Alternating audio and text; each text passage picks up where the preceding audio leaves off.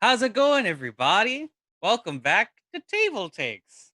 It's your favorite tabletop board gaming news show, and today's a very special episode because we have a special guest, Sarah Moore. Sarah Moore of uh, what is your show called again? It's a Sarah's very, Table. very cleverly named Sarah's Table. Yeah. Yes. Thank you so much for Hi. joining us, Sarah. Thanks for having me. I'm very excited to be here today. We are excited to have you. What have you been up to? Ooh, this week has been kind of wild because I was actually out in Seattle shooting stuff for Actoroki. Mm. I just got back yesterday to like a completely dead car. So today I spent the morning like pushing a vehicle a mile down the road to the mechanics. I feel very buff right now, but also very tired. Yeah, I can imagine. I'm sorry you had to Very go through strong. that. See all my muscles. That's awesome. Yeah. I actually just got back from the gym myself. Oh. I do rock climbing, indoor bouldering. Oh. It's rock climbing, but with like no harness, so it's extra hardcore. Yeah. But I'm actually doing a bouldering league now. So like I'm on a team and we climb every weekend and we're trying to like get our scores logged into this like app, and we're like watching videos of the people doing their own stuff. It's really fun, but I've never been so tired. Oh yeah. I mean, it uses your whole body, right? Like Yeah. you don't have there's Yeah, there's no exactly. resting in rock climbing, really. Yeah, Yeah, you spend like long hours. Yeah, Peter, you used to rock Peter, climb, right? yeah. Yeah, no, I'm way to go, Javion. That is Thanks. excellent. Good job. I mean, rock climbing is hard stuff, and it will work all of your muscles. That's true. I hurt in weird places that I don't usually hurt. Yeah. So You, it's very helps weird. you like find muscles you didn't realize that exactly. you had. Like For sure. you wouldn't expect your neck to hurt, but like for some reason my neck hurts. Anyway, Noir. Hi, Noir. You're back. How's it How going? you been? I'm good. Yeah, I'm good. I have not gone to the gym. I've just been vibing at home. Yeah. That's the way to do it. Yeah. Yeah, it's been real relaxing and nothing on me hurts, which is great. Great. Yeah, but I haven't really done anything of note this week, so I'm just vibing, living my best life. How was the Star Trek convention? I was unfortunately unable to make it to the No! Star Trek convention. No. I missed out on Mission Chicago. I was super duper bummed. But you know, it's all good. I did get to hang out with a good friend of mine who just got a new apartment, so we celebrated that. This is their first time living on their own. So I had to teach them how to make a cocktail, which was fun. Oh. What cocktail did you choose? A Moscow Mule was one Good. that really like old fashioned, and then I have Grand Mariner, which is really good with this berry juice that's at this farmer market that I get. So it's like this really sweet cognac mix that doesn't even taste boozy, which is extraordinarily dangerous. So if you're gonna do that, stay at home. But it's real good. And I also I got him the bartender starting kit with like the huge ice cubes. Nice. Just so good. Wow. Noir, you were one of the busiest. Oh, sorry. Yeah. Is Grand Mariner? Is that like Grand Marnier? Grand Marnier. Is Grand Marnier a cognac? It's the I believe it is the one you are referring to. It is the, okay, like the orange liqueur sort of pronouncing it terribly, but I am drinking it professionally. I apologize for shaming you there. Yeah, that's good. Grand Mariner. It's like saltier, it's for like. It looks like a pirate bottle, and I feel like a pirate when I drink it. So I'm like Mariner. Yeah. Noir, you're one of the busiest people I know, so I think you definitely deserved a week of a little bit of rest at least. It feels good. May's gonna be very exciting because that's when the Kickstarter for my job goes live. So yeah. Also happens to be my birthday. Not that happy birthday ahead of time. And also we have the wonderful, legendary Peter Adkison with some very exciting news for us. But Peter, how have you been this week? I had a great week. I don't know if you heard the news, but Gen Con exhibit hall is sold out. Sold out. Yeah. Every exhibit. That's what. So great. Oh, 3,000 exhibit. Oh wait, no, 530 exhibitors. 3,000 would be insane. Yeah. you had a couple of vendors got worried that they got fired. Right? Yeah, so that's really exciting. That's really good. It bodes well for the year, so we're very happy. I think fingers crossed that we don't have some sort of thing get in the way, and Can't imagine what you would be talking about. yeah. So I think there's a really good chance that Gen Con's going to be back to close to 2019 levels, so that'd be really good. And also this week, Actoroki, we had Wednesday night. Sarah was here. Well, she's been here for last week. So here in Seattle, we had the last episode of the of Augie and the Numians, the current season. And so Wednesday night we filmed the actors. So I am deep into editing mode this week and this weekend.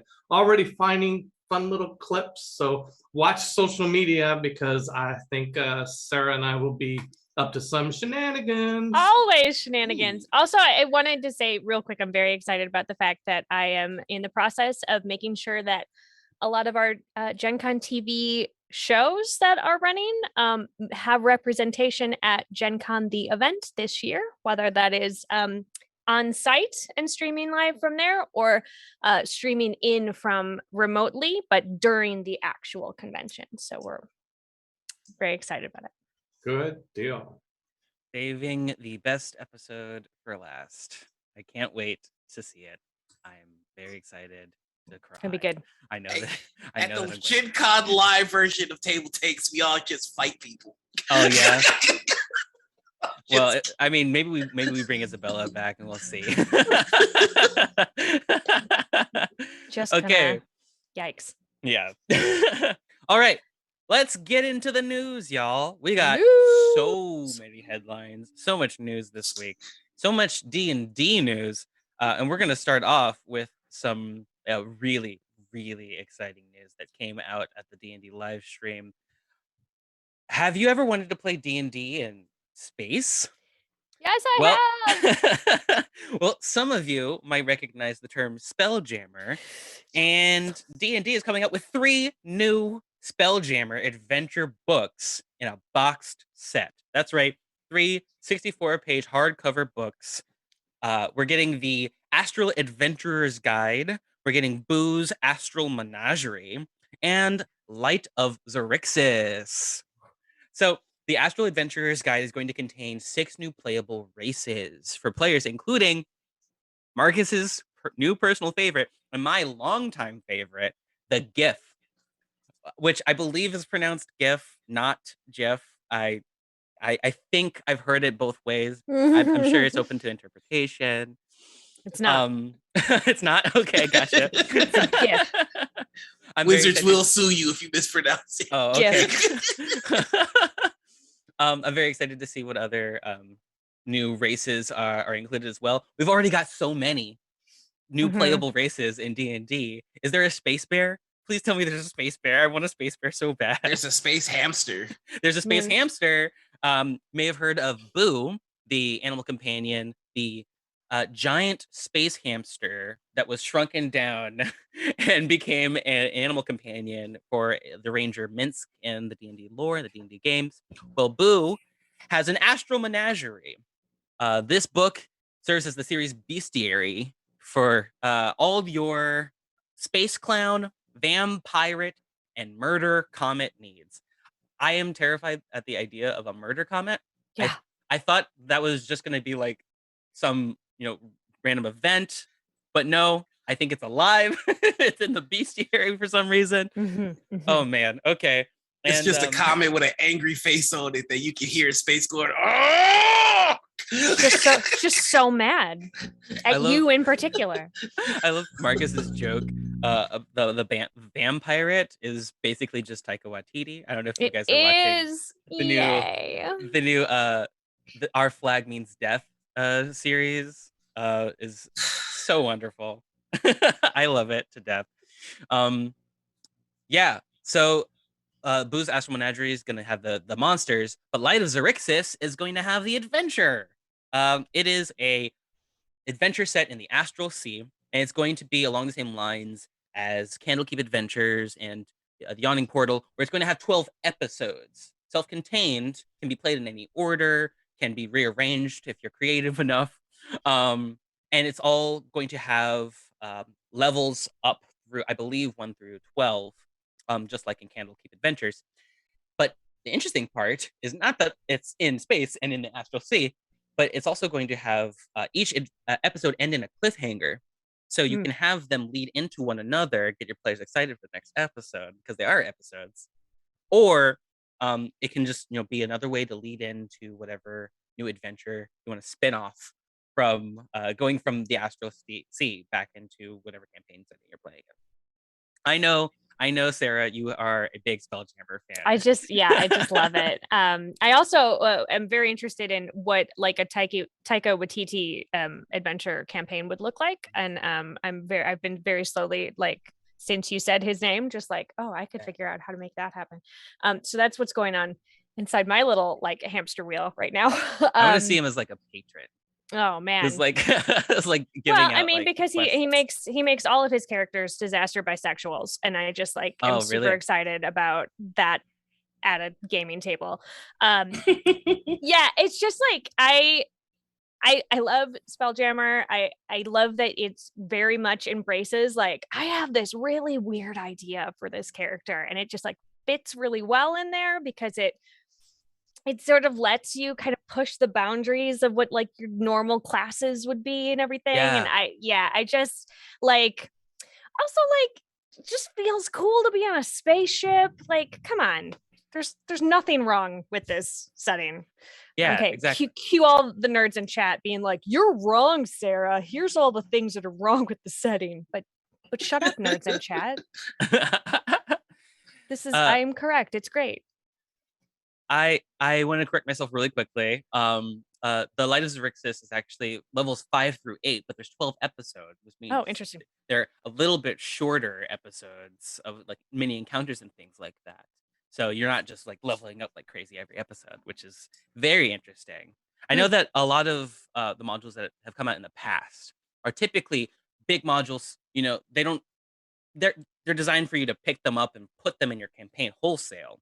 But I like it when you can just pluck out things and then just add them in to your homebrew setting.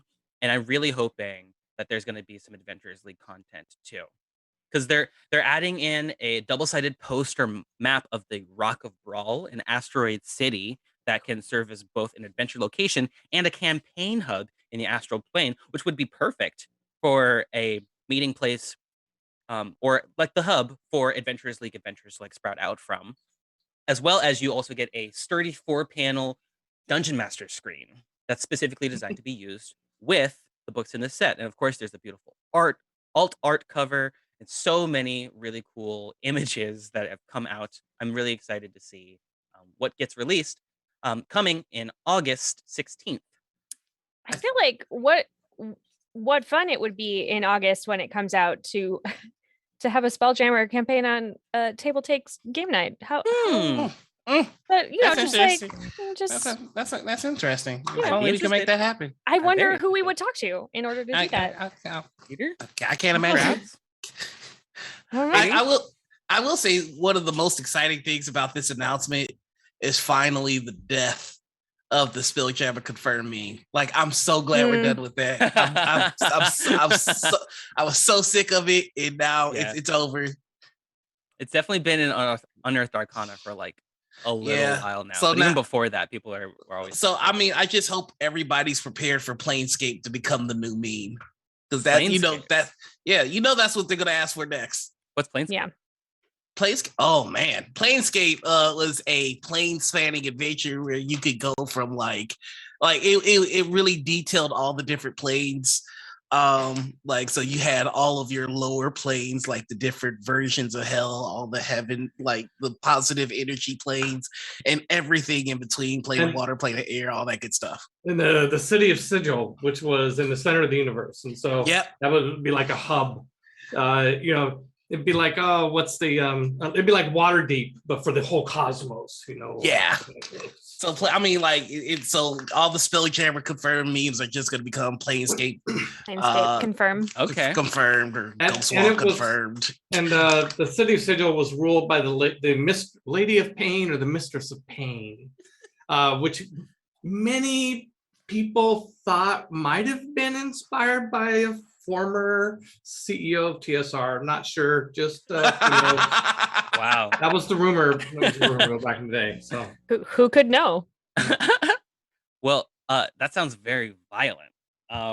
Which actually is a great transition into our next headline. Noir, tell us about it. Hey, you ever look at your Warhammer figures and go, man, I wish that was Dungeons and Dragons instead? Well, guess what? Now you can. Now a you new can. skirmish board game coming in September from WizKids.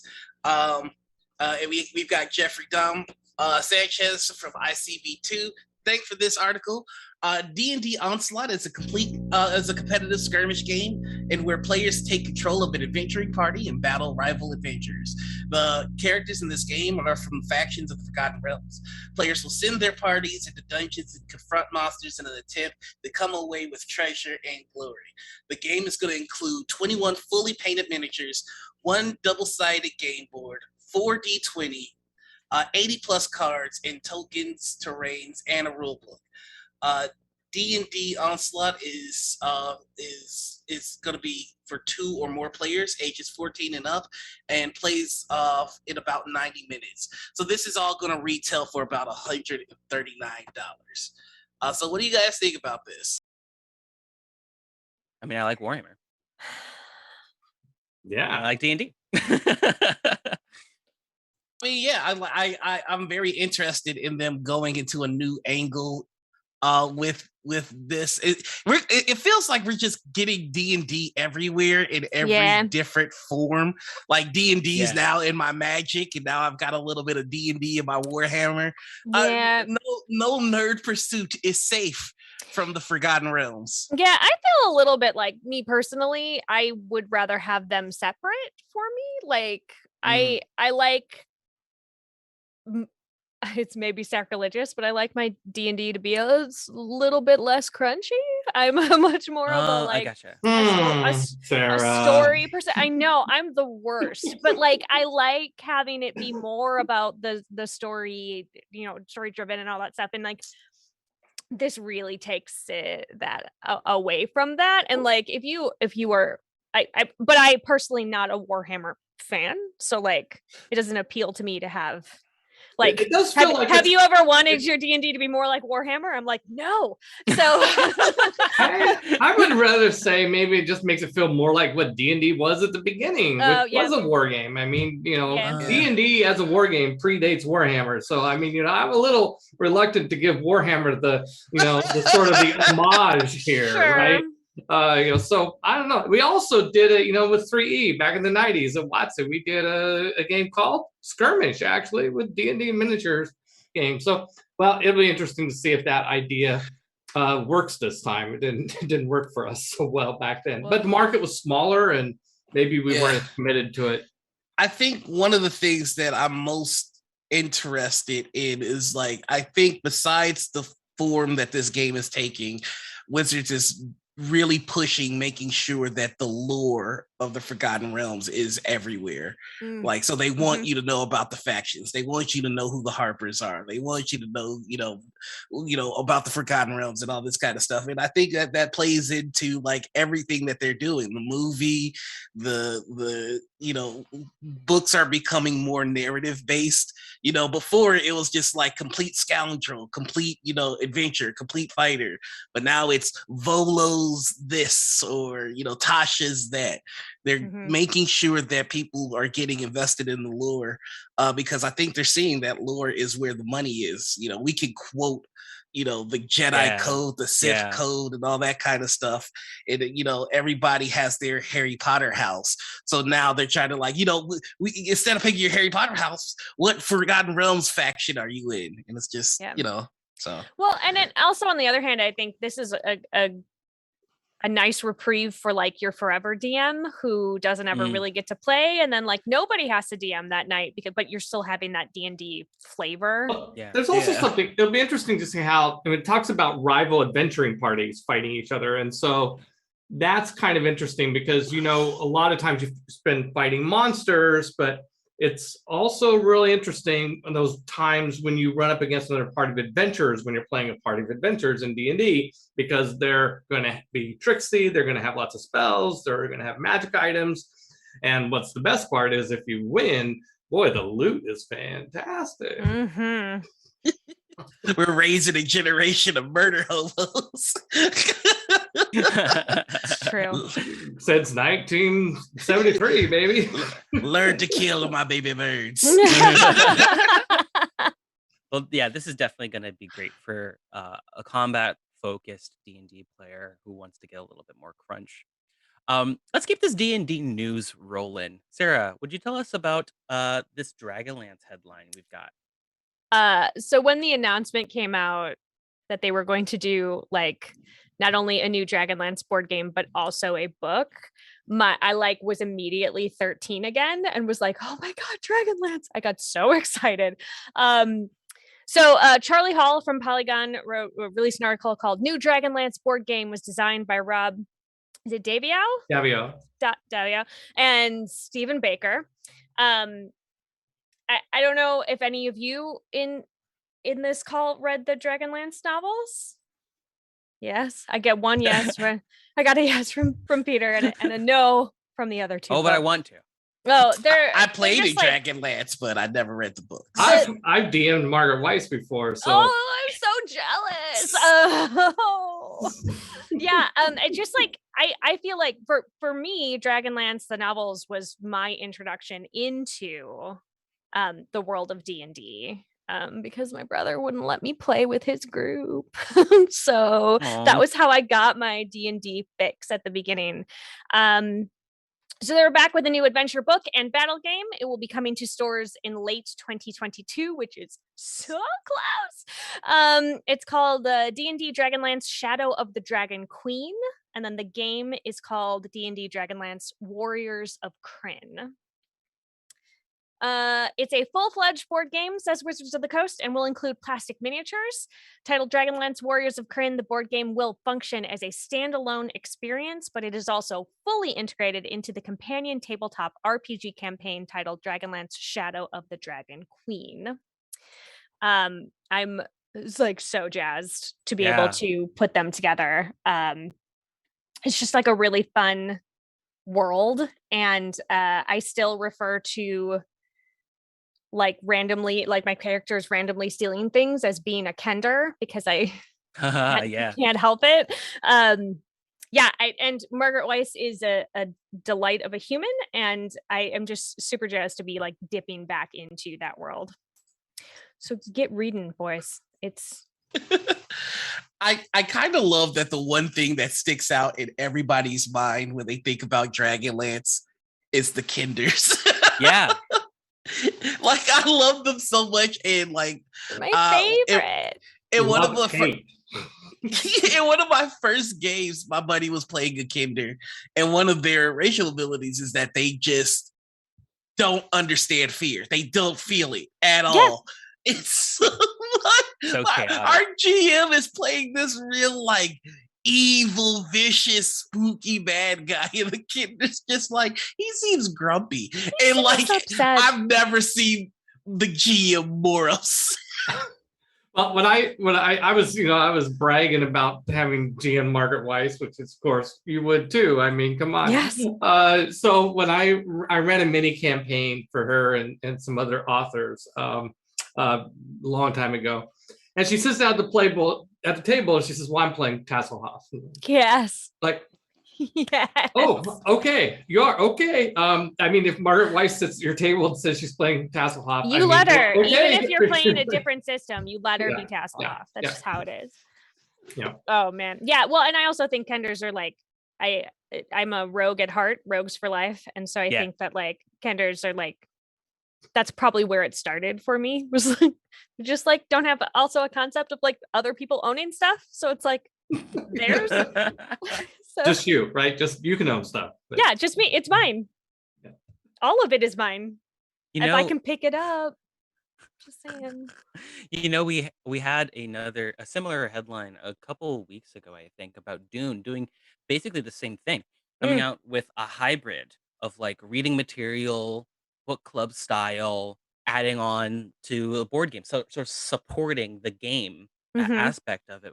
We're like merging the two worlds, and with all the talk of like VTTs and like like digital RPGs and things like that, digital board gaming. It's nice to see that we're not just like moving forward and discarding books altogether. I don't think that's ever going to happen. I think Mm-mm. if board games have taught us anything, we're not going to get rid of like the physical aspect that we love about D&D or just tabletop in general. Yeah. All right. Well, speaking of new IPs, Noir has some rumors. Let's get our tinfoil hats on because we got some new I news don't to have show it. you guys. Do you This have is the it? closest I got. Okay. Okay. Rumor goggles. Oh, No. rumor goggles. Rumor goggles. So Wizards has been hinting at using D&D system for new IPs. In an article written by Polygon's Charlie Hull, he states that Dungeons & Dragons rule set could be applied to more brands and IPs, just like Magic. Hasbro CEO sees potential for Universes Beyond approach by considering using Dungeons & Dragons rule set as the foundation for games that explore more brands and intellectual properties. CEO Chris Cox said in a call with investors that Hasbro's newly acquired digital tool set, D&D Beyond, could be the main hub for that kind of expansion. So, I mean, it's very interesting to me in the sense that D&D was heavily inspired by another IP, and now they're going to be using their rule sets to bring in other IPs. We might finally see the marriage of Dungeons and Dragons and Tolkien's work. Who knows? Like, but this opens the door for just all sorts of amazing possibilities. And it's all under the same rule set. Okay, I got interrupted there, Noir. I mean, like this. Wait a minute, isn't this like D20, and then the open gaming license? I mean, we've seen tons of IPs applied to D&D. Yeah, I mean, over the last 20 years. Like, how is this new? Like Noir, even what you were talking about with Tolkien, there is a Middle Earth supplement for 5e. Yeah. Mhm. Yeah. So I think the quiet part of this announcement is that it looks as though Wizards wants to shut out third parties using the OGL. Okay, there now I understand the tin hat reference. Okay, yeah, okay. I see. I mean, you mentioned that there is Middle Earth, and there's already people using the D20 system. Well, if Wizards is seeing the potential of having IPs using their system, that means in order for them to fully utilize that potential, that may be the bell that tolls for the death of the OGL. I don't think so. Think so. I'll prognosticate though. I think what it might mean is that they use D&D Beyond and make it more of an open platform so that they can, they'll still make revenue from the memberships and subscriptions and PDF versions and online versions of books, but continue to, the original D20 strategy was to farm out to the rest of the gaming industry, essentially, the support of all these other intellectual properties, or people just wanting to do their own stuff, all the stuff that doesn't make as much money for the most part, to be honest. I think Wizards can basically, if they can bring together this idea of the open gaming license, but then migrate all that into D&D Beyond, that makes a lot of sense. But that wouldn't shut. I don't think the strategy would be to shut out third parties, because then you get these third parties all going to doing systems that compete with D&D as opposed to reinforcing D&D as the de facto standard in the industry. I just think, especially with I feel like this is in response to a few things. like Nexus is kind of doing what you're talking about right now, where Nexus is creating a digital tool set for other games that don't have the benefit of it. Like, it's doing it for Paizo, it's doing it for oh my god, they do Free League. They're doing it for Free League. So there is someone currently kind of going to these other gaming systems and going, hey, let's create a digital tool set to run your game easier. So I don't know, it's interesting right now. The gaming space is really interesting right now. I think I certainly think that Wizards might decide on top of each other as I mean, we got the announcement last week about Hasbro and the takeover of like D&D Beyond, acquisition of D&D Beyond, maybe a new BTT and now a new rule set. I mean, we're talking about like a huge expansion for watching. Yeah.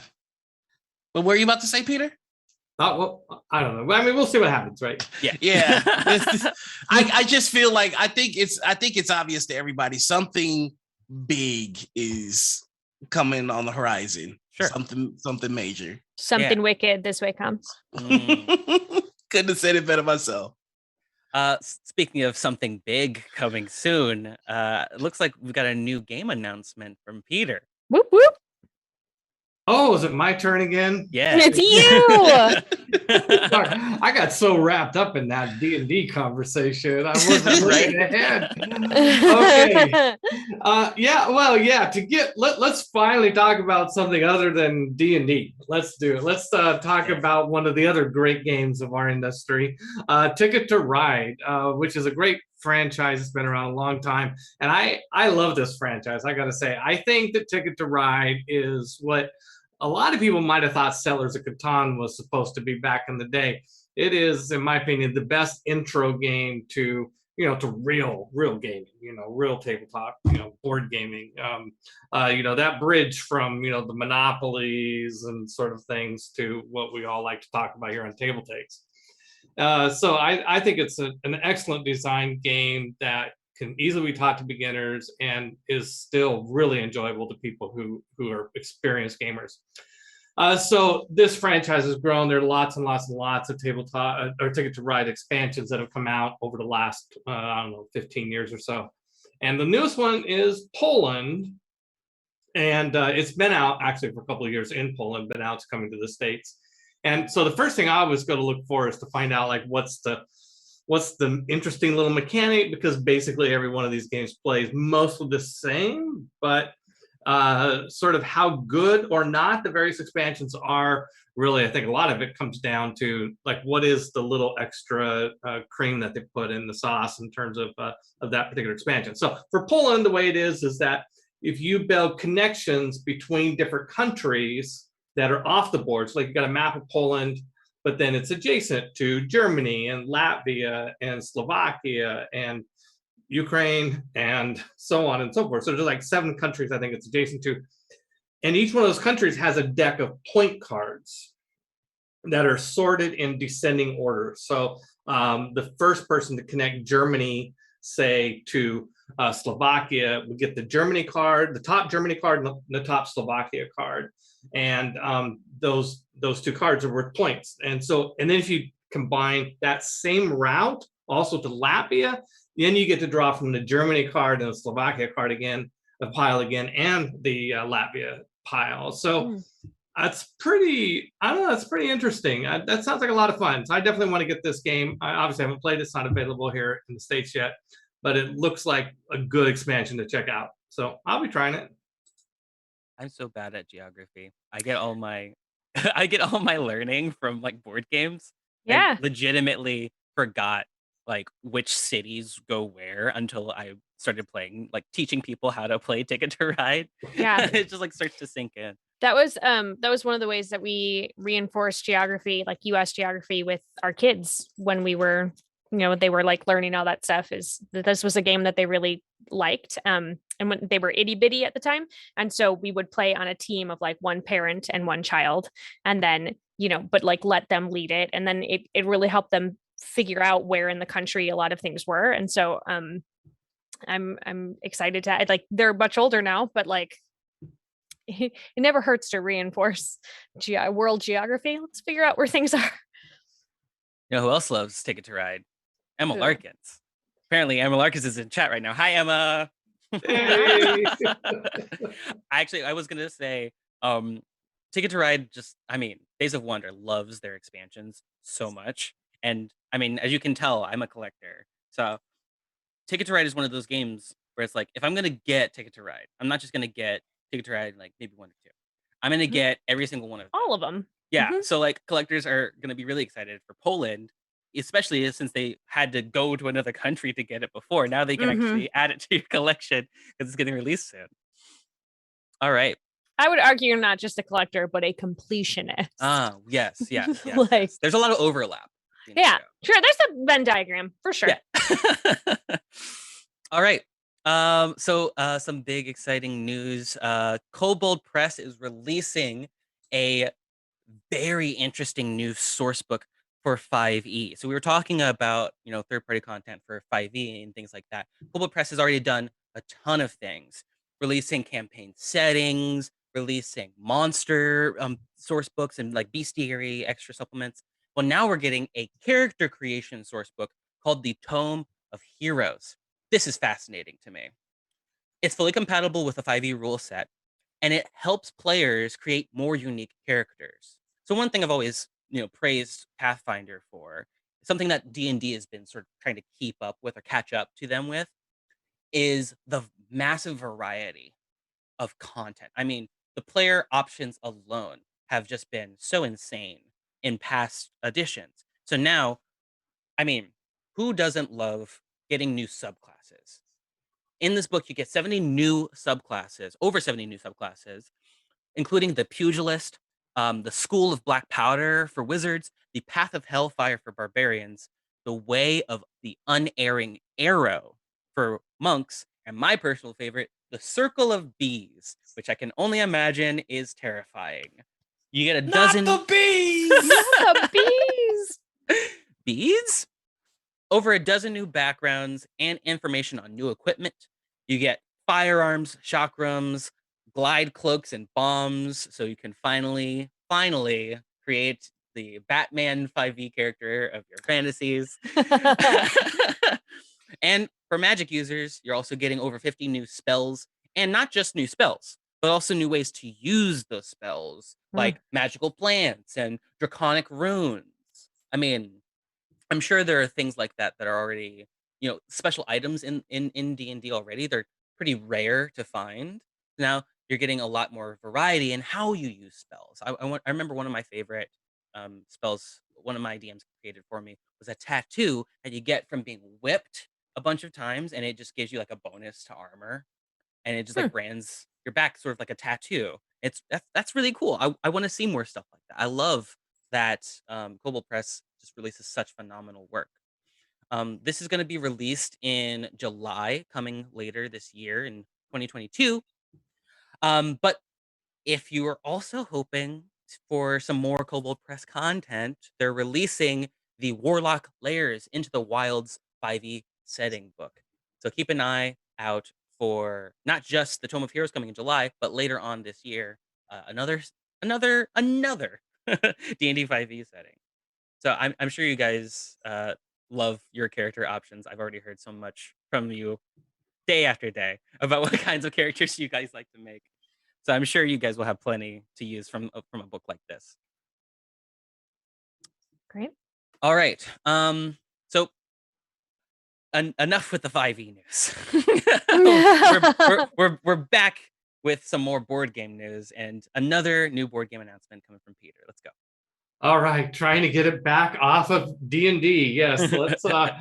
Okay, well, you may not be aware, but there is a new hotly contested genre in the board game space about competitive beach towel placement. Yes, you've heard of worker placement games. Well, now we have beach towel placement games.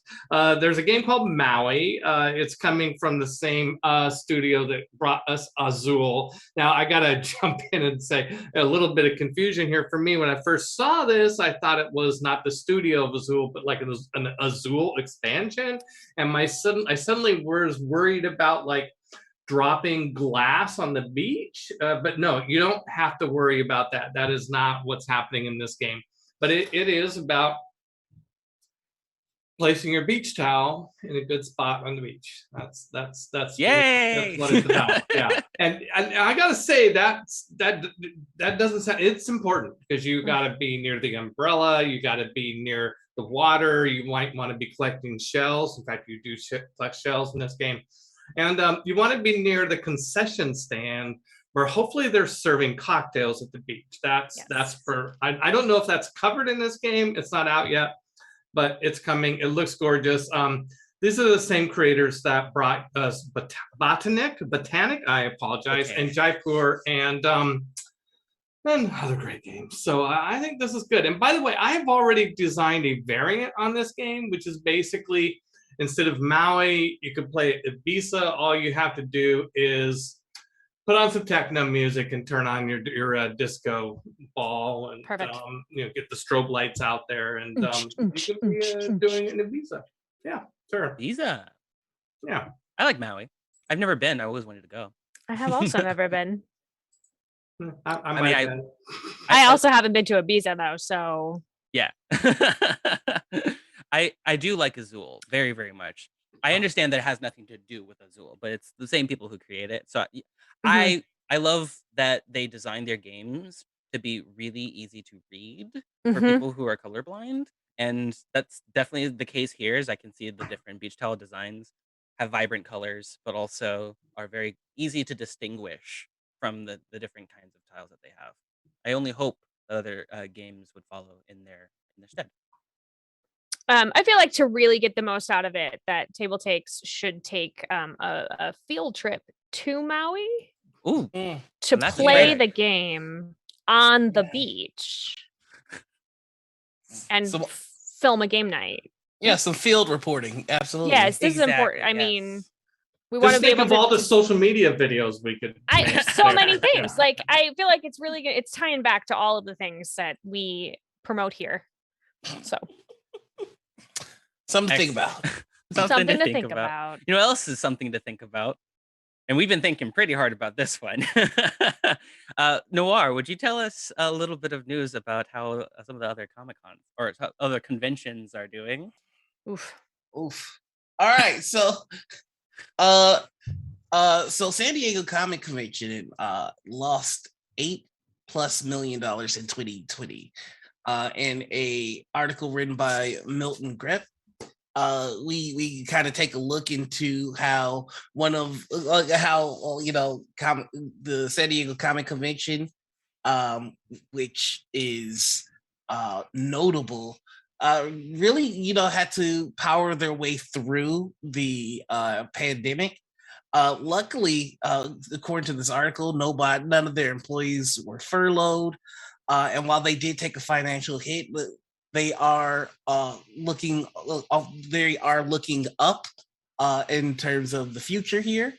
So it's great to see that, even though we had a rough going, a lot of the mainstays in geek culture have remained through this pandemic, and I think it's nice to kind of set aside a moment to look at a brand like this and be appreciative that they took care of their people and that they planned in the middle of a crisis that has removed a lot from our lives in terms of just from the things that we took for the things that we thought would never go away. So I'm just glad that San Diego Comic-Con is still going to be around and kicking, so that I can finally go to my first one. I haven't been to one yet. Yeah,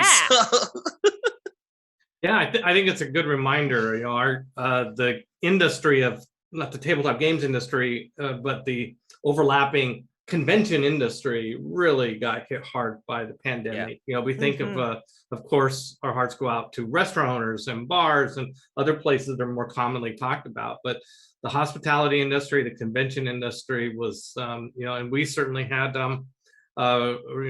Gen Con was certainly a very, very rough period for us as well. So our hearts go out to San Diego Comic-Con and fans and staff, and glad that they have figured out a way to navigate through this like we all have had to. And hopefully, knock on wood, we're all coming back right back to where we were within the next year or so.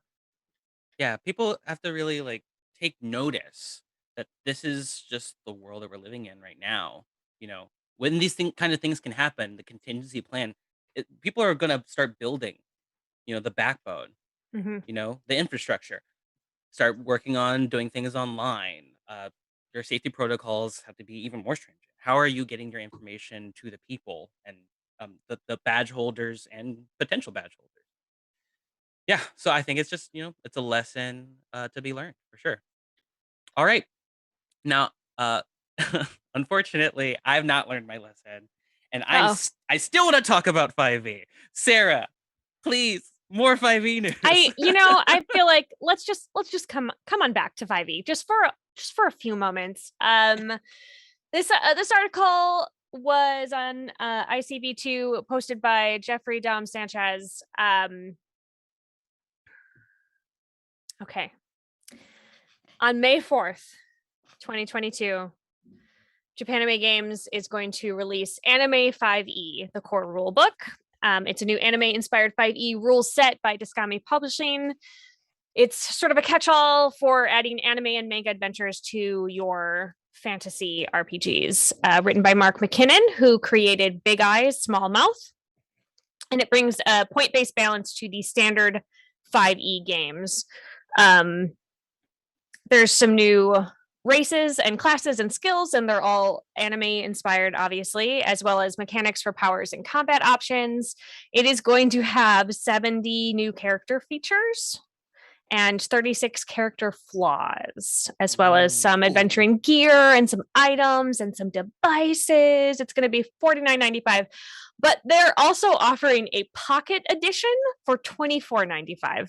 I don't know if that's just like how much is cut out of that, or if it's just like the whole thing but smaller. I'm not sure like what they consider to be a pocket edition. But like I like little things because I am little, and little things are generally cute, and so I usually go for the smaller things.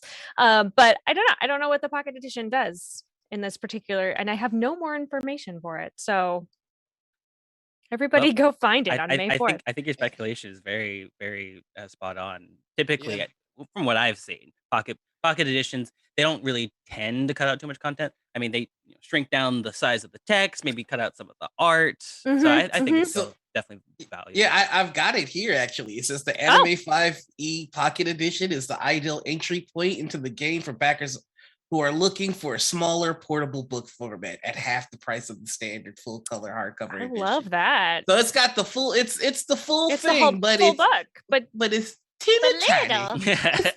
It's teeny tiny. I love little. Does it give you the dimensions? Is it like a digest 6x9, or is it like truly like whose pocket are we putting this into?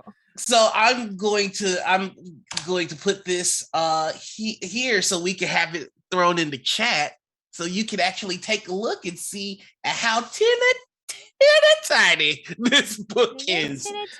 That's what we love about it. It's a nice leather-bound, teeny tiny book. Oh, it's so cute. It's like it's like the size of the 9th level games polymorph system books that are just like they're like this size. And I've also taken a look at the table of contents, and I think I might need to pick this book up, y'all. Yeah, like I get a little nervous with Marcus's headlines that he's always putting in the Kickstarters about like anime RPGs and stuff like that, because learning a new RPG can be daunting a lot of times. But like if it's in 5e, I mean, all you have to do, I mean, you don't really have much to learn other than like, who are my characters playing? What's the adventure like? What's the theming going to be changing? Yeah, apparently they've got rules for spell-like abilities, which is an old 3.5 thing that they're bringing in the 5th edition through this book. So interesting. I'm gonna have to check that out. That's very anyway. Everybody, go make all of your like Magic Girl anime dreams come true. Go play a Sailor Moon campaign and get back to us. one of the classes is Magical Girl. Well, it would have to be. If they didn't include it, there would be riots in the streets. Absolutely. Well, that's gonna do it for all our headlines for today. It's gonna do it.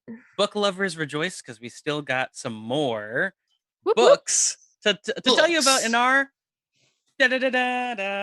Bundle Boss. That's our Bundle Boss segment, led by Sarah. Hi, I'm Sarah Moore. I'm going to be your friendly neighborhood bundle boss today.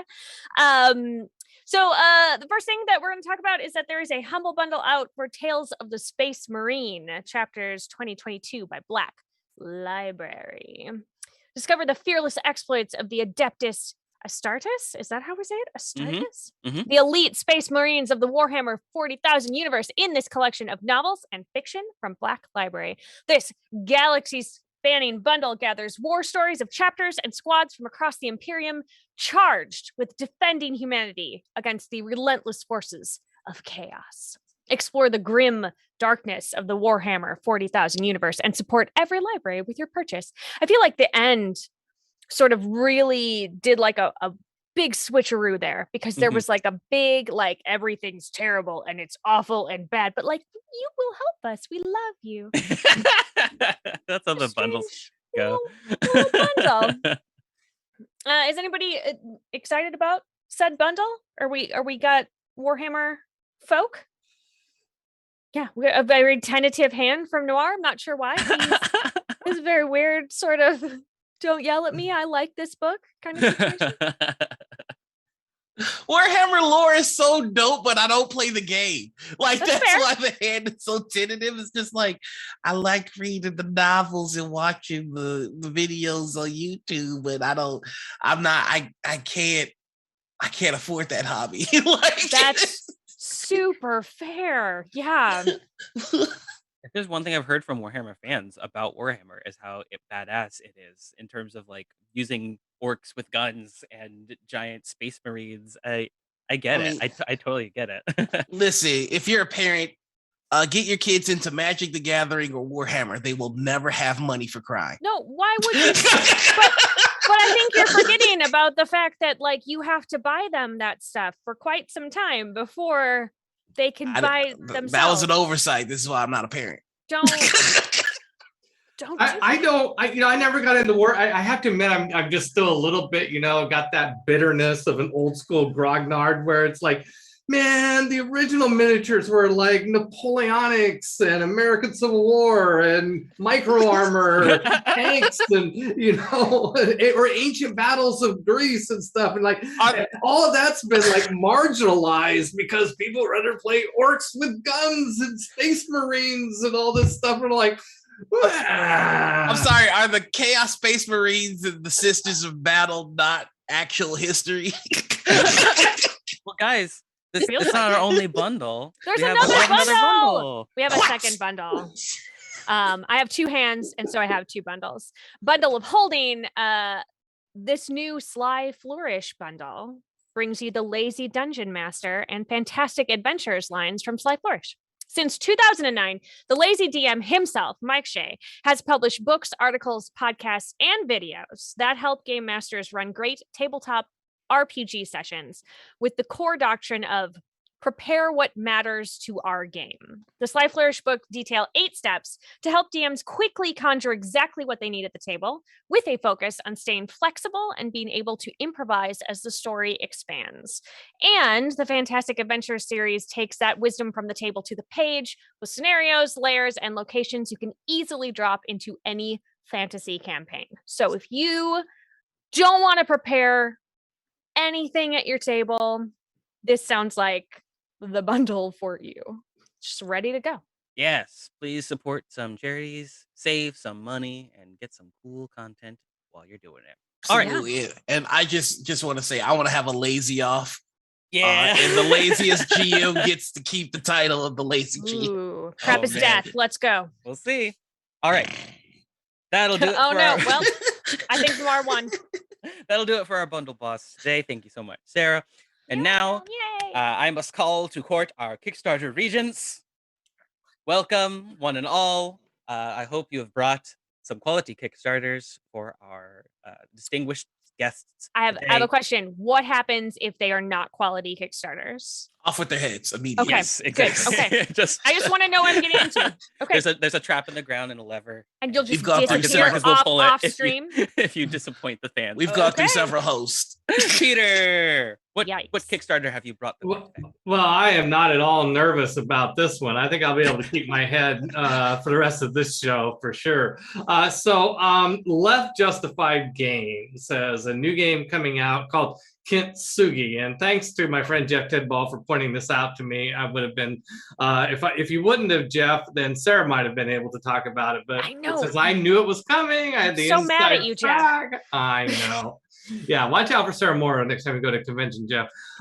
So Kintsugi, if you're not familiar with what this is a let's see, is it Chinese or Japanese? Japanese. Japanese. It's a Japanese art where you take broken pottery and you glue it back together with a golden lacquer. Mhm. Now, when I first read it, I thought it said golden liquor, and I thought, Liquor. Mhm. Hey. how would that help? It Maybe makes you feel drink- better. Maybe you're drinking the golden liquor while you're putting. No. It's like glue. You put it back together. Well, it's gold and it's very beautiful, and it actually, in many cases, makes the pottery more valuable than what it was before. I mean, Well, depends on the actual pottery you destroyed. You know. the idea of the kintsugi is that it's the flaws Mm. that that make you beautiful. It's like, this is what all the things you have lived through is what makes you the person you are, and that should be celebrated. So they Yeah. highlight it with gold. Right. Exactly. Whoever came up with that philosophy did not meet my ex. Boom. Oh. Sorry. Oh no! Okay, Sorry, I'm okay. gonna shut up now. I'm trying to reestablish control of this conversation. Everybody, your Kickstarter regent has more to say about their Oh. Kickstarter. Please continue.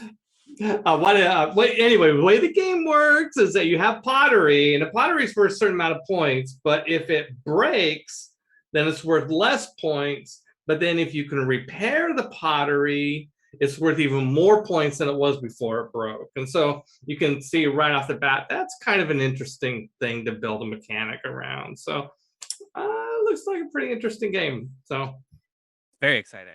I can't wait. I'm in. Heck When does yeah. it end? When is the Kickstarter over? I don't know. Well, I hope it's not soon because I really want it.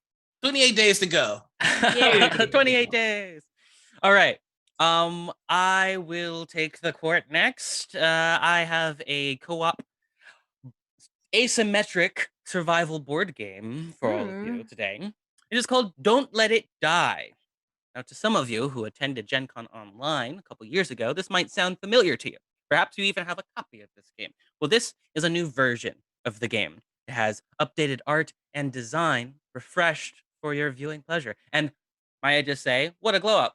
Because the original one had this sort of pixel art kind of feel to it, and this one is just like, okay, now it's just like a cartoony kind of thing. It's a little bit more silly. It speaks more to the game's mechanics, I think. So in this game, you are a barbarian, no, more like Cro-Magnon, who is working with another Cro-Magnon like yourself, or maybe even 2 or 3 more of them, to try to keep your fire alive. That's the title is all about stoking the flames of this fire. You've got lots of different characters to choose from, all with unique and different strengths and different difficulties that you can play in if you're looking for something easier or harder, lots of replayability. But what you're doing is you forage for the items that you need, like wood or bones to smack people with, and things to cook, and lots of items to craft. And then, of course, you're trying to stoke the flames of your fire while also trading not only with the other players, but also with the nearby tribes, trying to strategize the best way to keep all your resources plentiful so that you don't, well, freeze to death. There are lots of really cool rewards for this Kickstarter. So many different backer levels. You save $5 if you just get the base game for about $40 in USD. But there's so much more stuff, like the play map that you can get and all the upgraded stretch goals, as well as they have plenty of other games like the solo bundle. So you get the Get to the Checkpoint game. That is a solo version of the game where you are trying to get to the different checkpoints in the jungle zones alive, as well as their Lost in Jurassica and Lost in Valhalla survival card games. There's also a puzzle bundles for the jigsaw puzzle lovers out there that comes with some mysteries hidden in envelopes with lots of riddles.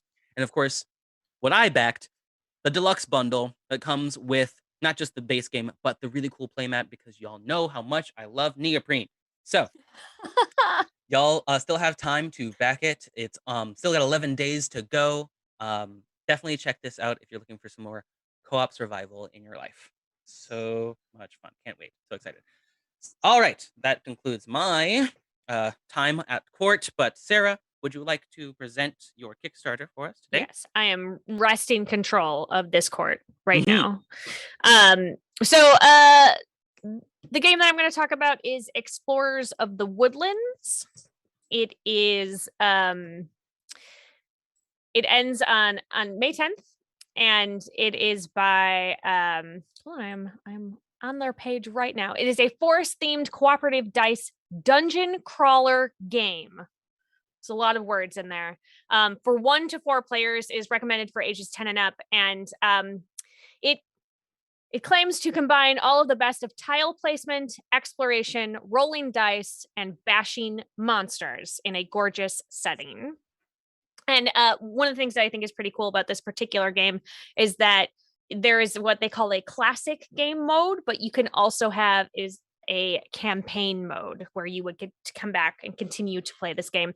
The art is really cute. Like, the monsters are really adorable. And it's really colorful, and it comes in a bunch of different languages. So you can get it in French or English or Hungarian or Czech or Spanish or Polish or Italian. There's only two levels, and that is you can get the game in French because it is, I think, originally in French. Yeah. And for €15, or you can get it for €29 in any of the other available languages. And they're hoping to have it out about a year from now. And go check it out. It looks really adorable. And I really love co-op games in general. And it says it takes about 35 minutes to play it. So it's a good like warm-up game for your night, or it's not one that you have to like hop in and be like, we're doing this for 8 hours. Here we go. So like, it's a good starter and just real cute. So. Yeah. From the Wood Studio is a French board game company, so that definitely makes sense. So if you like Root, or if you played Lost Ones like I have, or Destinies, or any of those like really cool big exploration games, you're definitely gonna like this one. Okay. And finally, we have the last that we saved, the best for last, Noir, our final Kickstarter regent. Begin. I'm not afraid for my head because this item is amazing. This is the Origin Season 2 gaming coffee table. This is perfect for me. I just moved into a small apartment, and so this is a small coffee table that can expand into a full-size gaming table just by taking the top off and adding three leaf shelves to the top of it. This is just it's beautiful, it's fully customizable, and it's affordable. On the Kickstarter, you can pick yourself up one for about $1,100, which I've been doing some furniture shopping, and there are some coffee tables in that price range that don't transform into an amazing gaming table. So, so why look anywhere else? I am a fan of all things gaming accessories, and if you're in the market to furnish your home with a new coffee table, this one is I think this one is a no-brainer. It's got a very basic coffee table look to it, but then just by making a few adjustments, you can change it to be perfect for your poker gaming, for your war gaming, for your tabletop gaming. There's a few different attachments. There's ones with nice felt bottoms. There's one with a neoprene bottom, so that'd be perfect for you, Javion. Yes, yes. And of course, you can add other accessories to it as well. There's tablet holders, drink holders, obviously, because you don't put the drinks on the table. So this is one I'm really interested in checking out, and I hope that you do too. Yeah, I hate paying an arm and a leg for an arm and a leg. So I loved this Kickstarter. I loved all of your Kickstarters today. Thank you all so much for presenting them. But this concludes our session at court today and our episode. Thank you all so much for joining us. I hope you found some cool stuff. I hope you are still going to tune in later today. Unfortunately, some of our staff have fallen ill and we are unable to have our game night today, but don't go anywhere because we still got Sarah's table at 5 p.m. That's right. It's good. Sorry, yeah. please, Sarah. No, yeah. So tonight, I felt like last week we didn't get enough eyeballs on our Yazeba's Bed and Breakfast stream. They just finished their crowdfunding campaign on Indiegogo. They funded at over 1,000%. This game is so much fun, and there's stickers involved, which is maybe my favorite thing in the world. It's very exciting, but it is very, very story driven, and you play different rooms in Yazeba's Bed and Breakfast. So you should definitely check out the stream this evening at 5 p.m. And then next week on Sarah's Table, I will be playing the Great Soul Train Robbery. Ooh. Where you are pulling a heist on the train to hell. So should come and check it out. 5 p.m. every Friday. Sarah's Table, Gen Con TV. PST. Do that. And yes, and also if you haven't seen Sarah DM, you're missing out. Thank you. All right, so let's talk about the Gen Con TV streaming schedule because it is jam-packed. Yes. On Sunday, from 4 p.m. to 7 PST, we've got Nerd Botchery Adventures. It's D&D, it's cosplay, it's a whole lot of Dwarven Forge. Shout out to Stefan Bacorny. On Mondays at 4 p.m., we got board games with the brothers Murph. Looks like this time they're playing Maglev Metro. Ooh. Very exciting. On Tuesdays at 4 p.m., we got Out of Character with the lovely Mark Tassin and a special guest, Crystal Sully, industry professional in tabletop gaming. And we also have at 5 p.m. right afterwards, Kathy Paints. I love saying her name. On Wednesdays, we have Actoroki. We have our final episode of Series 2, you guys. Ooh. It's the movie. It's the movie you've all been waiting for. The dramatic conclusion to Augie and the Anumi. Can't wait to see it. It was very dramatic. Oh, man. All right. And on Thursday, we've got Roll with Rem Alternus. We've got some interviews and a whole lot of Shadowrun, as well as Blood on the Clock Tower. How exciting. That is a game I've been wanting to play for so long. I can't wait to see it. All right. And on Friday, as always, we've got TableTakes. We've got Sarah Moore coming back for another episode. And we've got Game Night coming back for more Everyday Heroes, as well as right afterwards, like Sarah said, Sarah's Table for the Great Soul Train Robbery. Woo! So much television on the internet to watch. Don't worry, we gave you Saturday off. You could still do whatever you usually do on Saturdays. Take a little break. Maybe hang day. out with your family, Yeah. All right. One day. You get one day. Thank you to all of our wonderful viewers for watching today's episode. Our hearts go out to those of us who couldn't make it today, who are ill. Get well soon to all of you.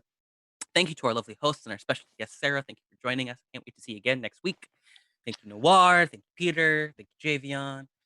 And just remember, for all you guys out there who maybe missed some of our programming this week or any previous episodes, you can watch our VODs here on Twitch or on YouTube 24 hours later. So you never have to miss an episode. Follow us here for more of the best 4 days of gaming all year long. Thank you guys so much. Let's see you next week. Bye-bye. Bye.